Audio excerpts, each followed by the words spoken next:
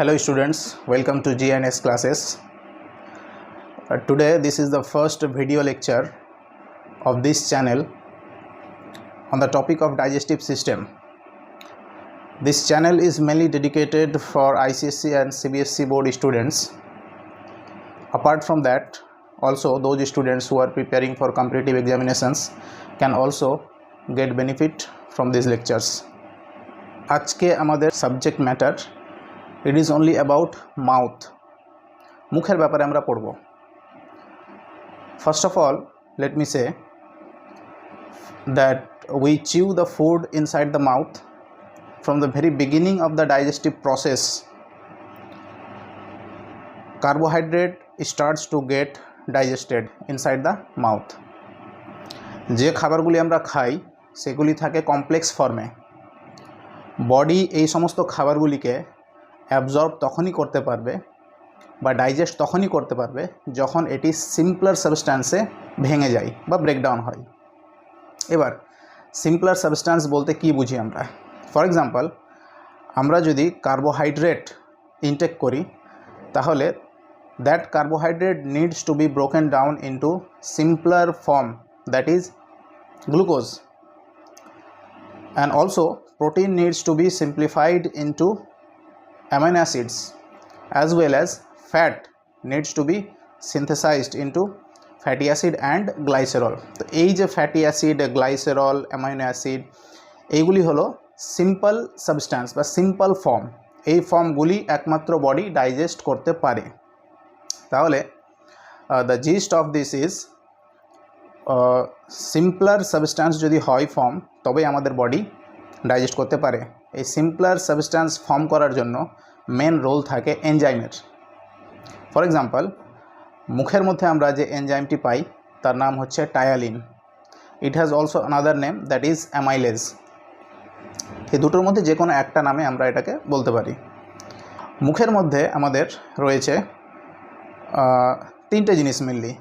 Number one is tongue, number two is teeth, and number three is saliva.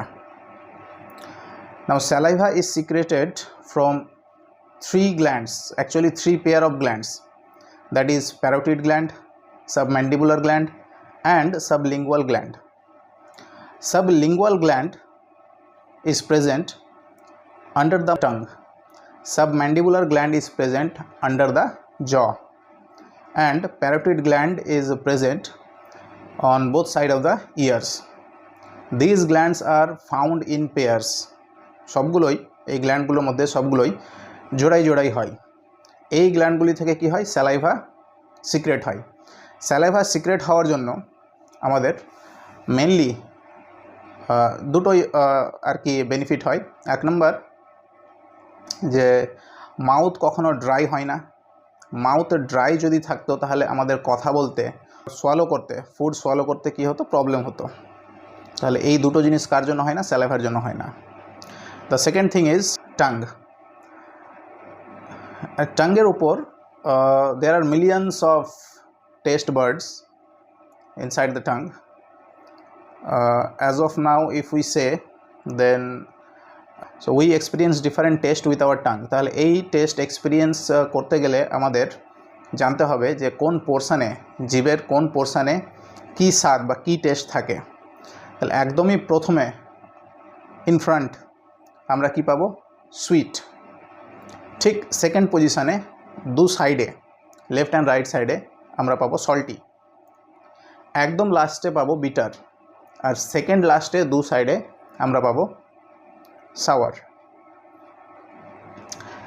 Next আমরা এবার জানবো দাঁতের ব্যাপারে. তাহলে দাঁতের ব্যাপারে জানতে গেলে আমাদেরকে জানতে হবে যে আমাদের দাঁতের যে টাইপ, সেই টাইপটা হচ্ছে diphyodont as well as heterodont. Diphyodont means appearing twice in a life time. আমাদের দাঁত জীবদ্দশায় অর্থাৎ জীবনকালে লাইফ টাইমে দুবার হয়. একবার হয় যেটাকে আমরা বলি মিল্ক টিথ, যেটা when the child is 6 to 7 years old সবগুলোই পড়ে যায়. আর তারপরে যেটা হয় সেটাকে আমরা বলি পার্মানেন্ট টিথ. আচ্ছা, এবার হেটেরোডন্ট means mixture of different types of teeth. For example, when we talk about carnivores, we only talk about canine teeth.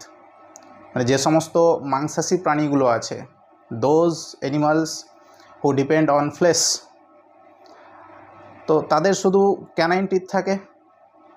যারা হার্বিভোরস আছে তাদের থাকে incisors, mainly incisors for cutting and biting or tearing the leaves of the plants. But humans have a combination of all these teeth like canine, incisor, premolar, molar, everything, because humans eat everything. We eat flesh, we eat leaves. Leaves মানে আমরা একদমই গাছের পাতা ছিঁড়ে খাই না, but আমরা যেটা শাক করে খাই, লিফি ভেজিটেবলস, যেটা আমরা বয়েল করি, সেলুলোজ ওখান থেকে বেরিয়ে যায়, তারপরে আমরা ওটাকে খাই। It helps in digestion. Cellulose বেরিয়ে গেলে ডাইজেশনে ওটা হেল্প হয়। যেহেতু আমাদের দাঁত সব টাইপের দাঁতের মিক্সচার, সেই জন্য এটাকে বলে হেটেরোডন্ট। আচ্ছা, এবার আমরা জানব যে দাঁত মিল্ক টিথ কটা থাকে আর পার্মানেন্ট টিথ কটা থাকে। তাহলে মিল্ক টিথ আর 20 in numbers, পার্মানেন্ট টিথ আর 32 in numbers। তাহলে টাইপ কেমন, আমরা যদি জকে ডিভাইড করি প্রতিটা সেকশানে, one is right, one is left, upper and lower, তাহলে এটাকে বলবো একটা সেট। একটা সেট উপরে, একটা সেট নিচে, ডান দিকে রাইট সাইডে, একটা সেট উপরে, একটা সেট নিচে লেফট সাইডে। প্রতিটা সেটে 8টা করে দাঁত থাকে। তার মধ্যে দুটো থাকে ইনসিজার, একটা থাকে ক্যানাইন, আর 3টা থাকে প্রিমোলার। তাহলে কটা হলো? 6টা। আর দুটো থাকে হচ্ছে molar teeth, that helps in grinding and chewing of food. তাহলে টোটাল 4টা সেট থাকলে 4 × 8 = 32। লাস্ট মোলারকে বলা হয় wisdom teeth, that can appear anytime in your lifetime. So for today we will conclude here, and we will come again with next video on this same topic on digestive system. So keep watching. Thank you.